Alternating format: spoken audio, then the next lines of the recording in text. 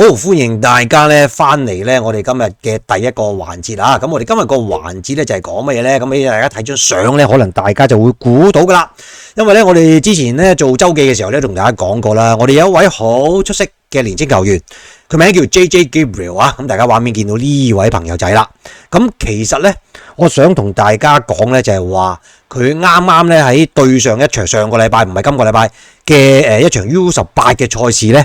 就上陣。咁後備入替嘅啫，但係咧就入咗2球波。咁點解要講佢咧？因為佢而家咧都係啱啱14歲仔嘅啫。OK， 咁想同大家分享一下啦，因為大家都知咧，大巴咧好中意留意曼聯嘅青訓嘅。咁而佢咧就係我哋青訓裏邊咧一個都幾值得大家留意嘅朋友。咁首先第一樣嘢啦，佢點解會出名咧？其實就係因為咧佢簽曼聯嘅獎學金嘅時間咧，同邊個一齊咧？大家畫面見到啦，右手邊嗰個咧就係 JJ Gabriel。10號波衫，而左手邊嗰個咧，正正就係 C 朗當時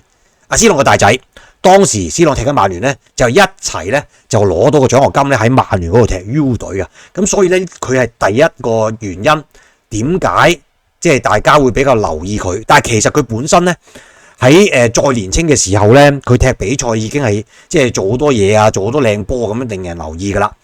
而最重要係咩咧？香港嘅朋友咧，其實好大機會咧，你哋係睇過佢踢現場嘅喎？點解咧？正正就係啱啱嗰個暑假，曼聯 U 隊咪嚟咗香港踢波嘅。而呢位朋友佢當時只係13歲啊，已經喺當時曼聯嘅 U 隊咧就後備入替2場波都有後備入替㗎，你見到都係9號㗎着住。咁2場，一場就係着作客波衫啦，一場就係着主場波衫咧，佢都係後備入替，而都係有入球㗎。咁我唔知大家咧有冇印象見過佢啦？咁如果有嘅話咧，可以留言講下嗱，你當時對佢嘅印象係點啊？直播又好，或者睇錄影嘅朋友都可以留言講下嘅。咁但係咧，其實咧，大家唔知有冇留意啊？喺曼聯嘅 U 隊嚟香港踢波嘅情況咧，其實好多時咧，佢哋啲名咧就冇整晒出嚟嘅，又或者個全名冇整出嚟嘅。其實個原因咧就係因為咧，佢哋咧曼聯咧係要即係保護翻一啲年青嘅球員，令到佢哋冇咁容易俾人揾到出嚟，因為佢哋實在太年青㗎。咁所以呢個大家要留意，係我哋球會咧，我嚟保護球員嘅一個辦法嚟嘅，一個原因嚟嘅。OK， 好啦，咁另外亦都想講翻少少啦，就係話咧，我哋啱啱贏咗列斯聯啊嗰場13-1嘅 U18 比賽咧，正如我所講啦，14歲嘅 JJ Gabriel 咧就係上陣咗後備入替入咗2球啦，但係另外而家畫面見到呢一位朋友咧，佢就係叫做 Musa， 而佢咧 Victor Musa， 佢咧就係我哋 U18 嘅隊長。咁咧佢上半場咧就已經咧一個人入咗6球波 ，OK， 咁所以咧係非常之誇張嘅。咁而家咧都即係大家都已經係好關注佢噶啦。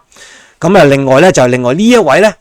就係佢個名咧就叫做 Ibramov 啊，咁佢就係一位俄羅斯出世，而家17歲，咁佢亦都咧啱啱同我哋簽咗咧嗰個職業嘅合約嘅一位球員。咁喺嗰場波咧，我有睇翻精華咧，其實佢做咗唔少助攻噶，所以呢位球員咧就相當之犀利噶嚇。咁但係當然啦，其實好要少少唔好彩啦，就係佢哋都踢得咁出色咧，就係俾阿 JJ Gabriel 冚過咗，因為佢係破天荒破紀錄地咧14歲就踢 U18， 咁同埋咧佢係後備入替都竟然係入咗2球波。雖然嗰場波咧，當阿 Gabriel 入嚟嘅時候咧，列斯聯已經係講句4字詞咧，就叫潰不成軍㗎啦咁樣。咁但係都係嘅，你要入波就係入波啦，係咪？咁所以咧，即係其實除咗阿 Chito Obi 我哋買翻嚟嘅呢位前鋒啦，或者有幾位我哋 U 隊嘅前鋒都入好多波啦，希望佢哋慢慢成長都係 keep 到呢一樣嘢，因為大家要留意一點啦，好多球員咧喺青年隊 U 隊嘅時候咧都入到好多波，但係亦都唔代表咧佢哋可以上到 U23啊，又或者甚至乎有機會上到一隊咧可以 keep 到。咁 keep 到嘅包括就係當然啦，阿福仔啦，同埋阿格連活特呢2個咧都係由細到大都有好多波嘅球員嚟嘅。咁但係亦都有好多譬如阿McNeil，大家記唔記得麥尼爾咧喺曼城叫過嚟嗰，咁其實結果都上唔到一隊添啦。咁所以都係有啲咁嘅情況，所以咧大家係可以留意住佢哋，但係亦都有時咧就不能夠即係抱太多嘅期望，因為始終咧佢哋嘅成長咧係好多嘅唔同嘅因素啦咁樣。咁啊，再次講翻阿 Gabriel 啦嚇，咁佢主要嚟講咧就係踢左邊嘅進攻嘅，但係佢咁年青，當然係好多變化啦，仲可以。咁咧佢就已經咧係好清晰地咧係納入咗曼聯嘅計劃裏邊啦，青訓計劃裏邊啦。但係咧即係曼聯無論點樣想冚住都好啦，都不能夠避免地咧，其他嘅歐洲球會咧已經係及實佢噶啦，因為大家都知啦，搶年青球員咧係而家咧。個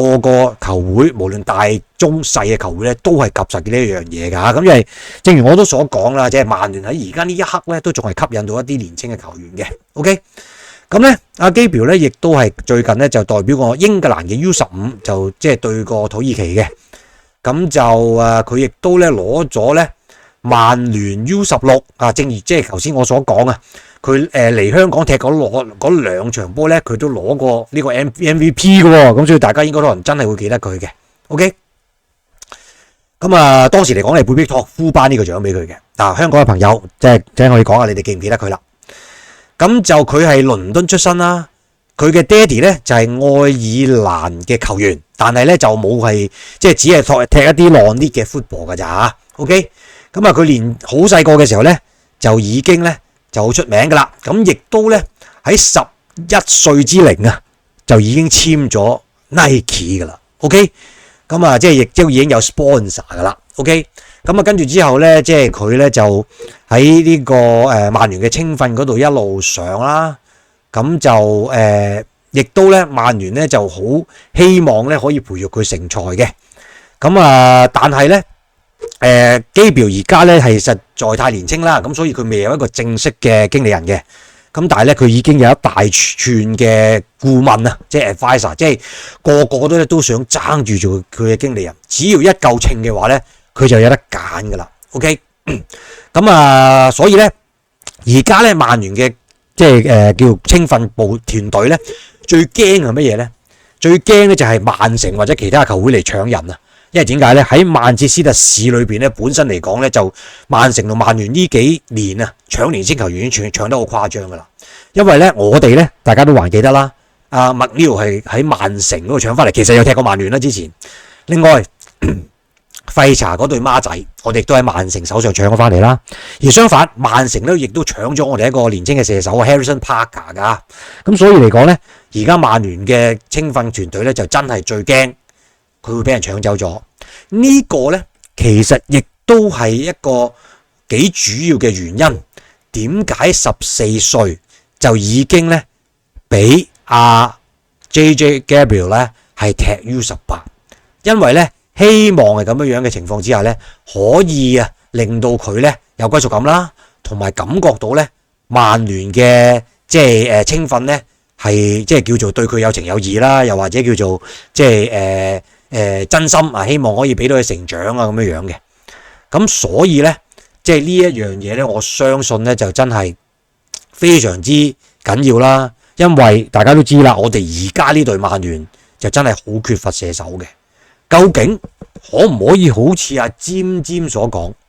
我哋可以揾到我哋下一個我哋自己青訓出嚟嘅麥巴比咧？咁啊呢個咧就真係要睇下究竟。我哋嘅青訓團隊咧做唔做到嘢啦 ？OK， 咁咧就今個環節就呢度，多謝各位收聽收睇啦，拜拜。